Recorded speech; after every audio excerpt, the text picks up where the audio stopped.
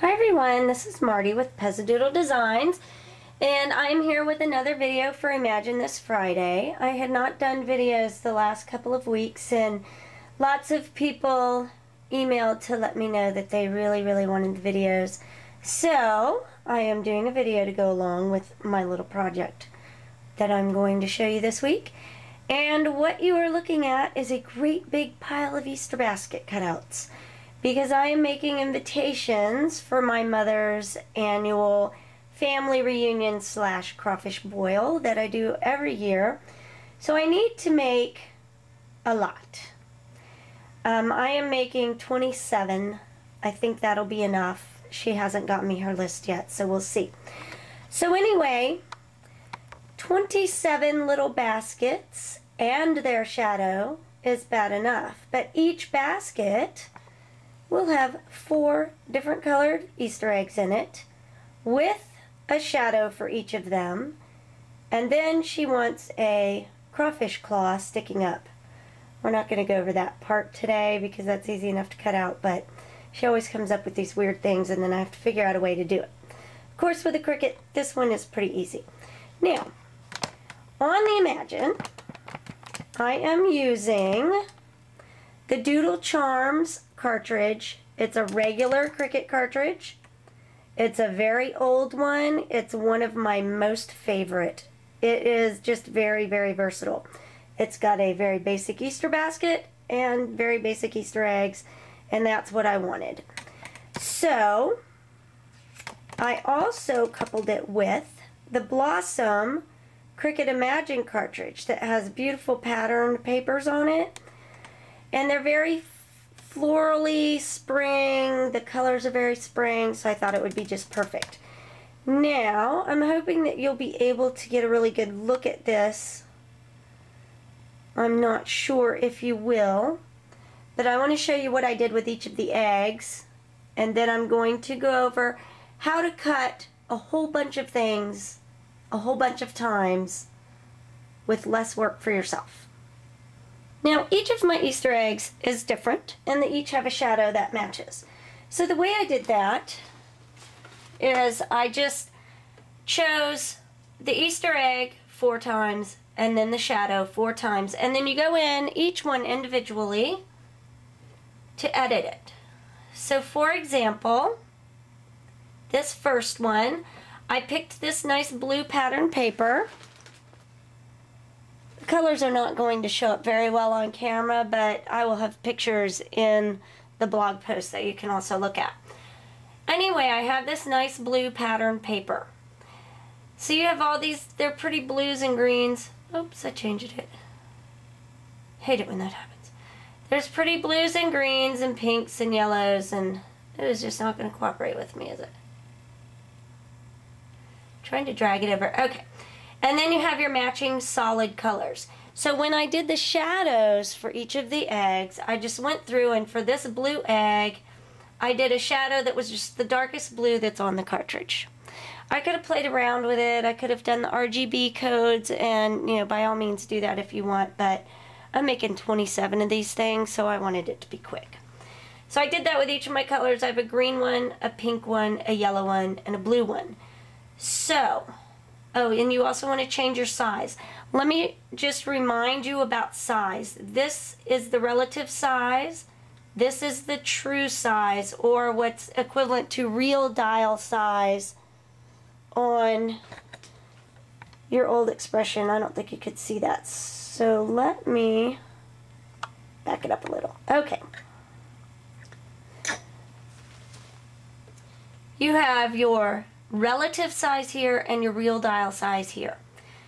Now, I cut my Easter basket at 3.5 inches, so I want my Easter eggs to be relative to that, so that's what I set at 3.5 inches.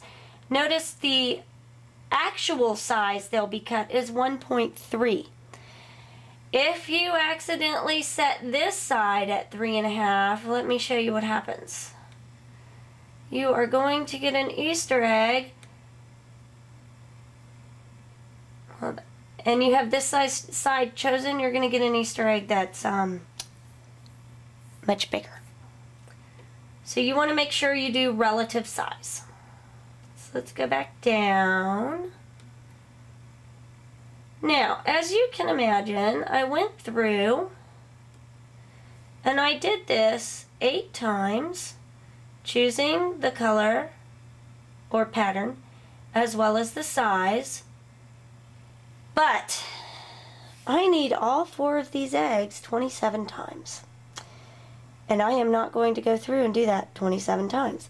So what do? I have them all picked out here. So we're going to use 2 different buttons on our project preview page.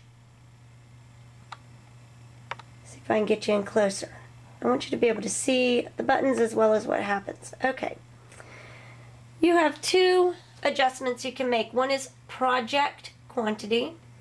One is art quantity. I have set my paper size to 8.5 by 11 because that's what I use. If you use 12 by 12, obviously you would set it at 12 by 12. And then I am going to up my art quantity. And I want to fill up that page, but I'm only going to fill it up once. This will only go up to 9 on either of these buttons. I don't know why, but it's a single digit number. So that would still not be enough. Let's go one more time. You're going to see why I picked 27 in a minute. So now I have picked those Easter eggs to all print out 3 times on the page of paper. But what I'm also going to do is my project quantity, this whole project, I'm going to send that up as high as it'll go, all the way up to 9. So now I'll just keep feeding paper through 9 times, and I will have 3 of each Easter egg and each shadow on each of those 9 pieces of paper. So I'll have all of the eggs that I need. If you need more, obviously, once you were finished with that process, you would go back and redo it. But this is immensely easier than trying to go in and change each one of those individual 8 eggs so that you would have enough to fill up your page of paper. So this is just another way that you can use your Cricut to make a project of multiples much easier, much faster, especially on the Imagine when you have to go in and edit each image individually. You can't do them as a group. Like I can't pick the whole group and then change their size. I have to change the size of each one.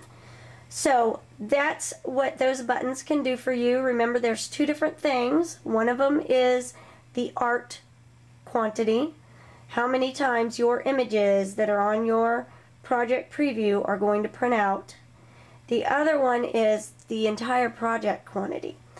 Now I could go up to 9, and let's say I had something much bigger, and it would print it and cut it out 9 times, even if it took 4 or 5 pieces of paper. But that still wouldn't be enough eggs for me, since I can't go all the way up to 27. So I coupled them together so that I am printing 27 eggs with as few steps as possible.